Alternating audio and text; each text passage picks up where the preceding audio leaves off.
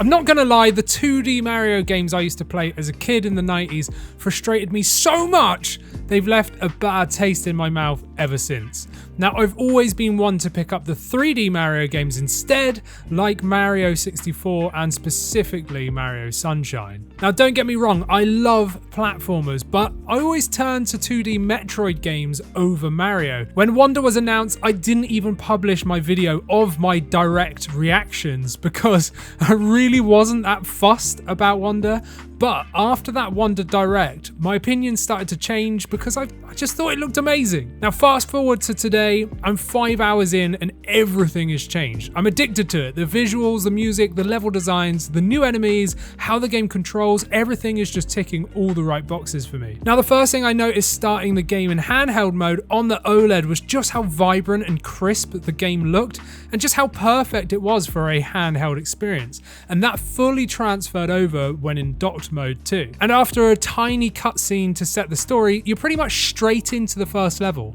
Now, immediately there's so much to take in. The animations are incredible, the way Mario runs, his facial expressions, the enemies' expressions, the way Mario's hat moves, the way he hangs back when going for a pipe to grab that hat, balancing on the edges of ledges, and all these fine details really make it special. I mean, they're just wonderful. Now, the controls are so good. It actually feels incredibly responsive, and I swear one thing that I hated about the old games was just kind of like how skatey it felt, and I always found that you would miss a ledge or slide off constantly that was no fault of your own, at least in my opinion. I probably just sucked, but anyway, and that used to frustrate me massively. But Wonder feels like it's actually registering the inputs I'm giving it when I want them to be inputted, and that's true for every character I played as too. Now, the new voice actors do a really good job. I mean, I can hear Mario and Luigi aren't Charles Martinet, but Afghani brings something fresh to the table despite it still feeling nostalgic. Now, I personally really like how the voice actors have portrayed the characters, but you know, the talking flowers are pretty annoying. Now, I must admit, you can always turn it off in the settings, but I did leave them on though. The music is also really good, revamping old tunes into something new, and some levels are just hilarious because of the music, but I won't spoil that for you. There's about 3 linear levels before you get into the more open areas, and you can then choose which level you want to tackle, with the difficulty represented in the corners with the stars. Now, per level you can find Wonder Seeds, Wonder Flower coins, and of course complete the level by landing on top of the flagpole. That's like what you need to do to 100% it. Naturally, as is the case with almost everything we play, Christina and I had to 100% each level before moving on. Now, some levels are pretty easy to breeze through, but can get much more difficult if you're trying to get everything in them. Now, that first 4-star Bull Rush level took us a good handful of lives to 100% it, but we did have fun doing it.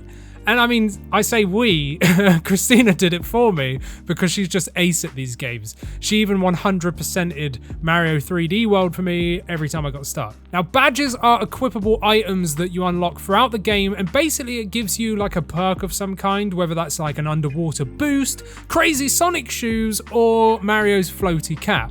Now, I really like this because you can set whichever you want before the level, and if you die on that level, you get to then change your badge to potentially help you through the next run.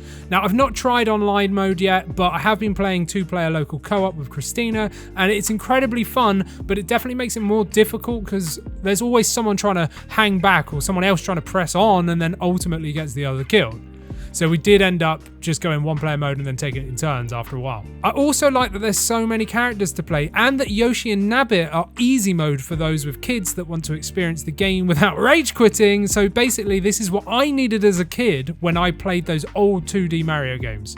Now, Christina was a little bit sad that at least one of the Yoshis wasn't like normal mode though, because she wanted to play as Yoshi but didn't want to be playing on easy mode. Now, of course, my favorite thing of the game so far, we're here, we're at the best bit. And I'm really glad that it's my favorite thing, because the whole game is literally based on them, is the Wonder Flowers. The Wonder Flowers absolutely change everything, and they can make a fairly standard level into something absolutely out of this world. It's like Mario grew up in the 60s, because it's just nothing short of psychedelic, and it's phenomenal. Some Wonder Flower levels can be fairly short, whilst others can be much longer, and it just ceases to amaze me, the creativity that they've packed into each and every one. No world feels like filler, and every Wonderflower experience feels like something entirely different from the last one. It's like they've got unlimited creativity. Of course, I've not completed the game yet, so we'll see how it goes on from here, but from what I've seen so far, I'm totally confident that it can only get better from here. So far, I'm enjoying every minute of Wonder, and honestly, I'm just so glad that I'm finally experiencing a Mario side-scroller, 2.5D platform, whatever the hell you want to call it, that I don't want to put down. I can't wait to see what else the game has in store for me, and if you're into Mario platformers, or just any kind of platformers, or hated them in the past like me, I truly think everyone should give Wonder a go, because there's something for everyone. It is so much fun. It really, really is. So let me know, are you playing it already? Have you already got a copy? Are you going to be picking it up soon, or are you avoiding it? Let me know all of this and more down in the comments, because, you know, I want to know. And also, don't forget to check out the podcast, 128KB podcast, where me and AJ talk about all things gaming, not just Nintendo, but everything. And of course, check out another video from me here on the channel. Don't forget to like and subscribe, and I'll see you in the next one. Thanks for watching. Bye.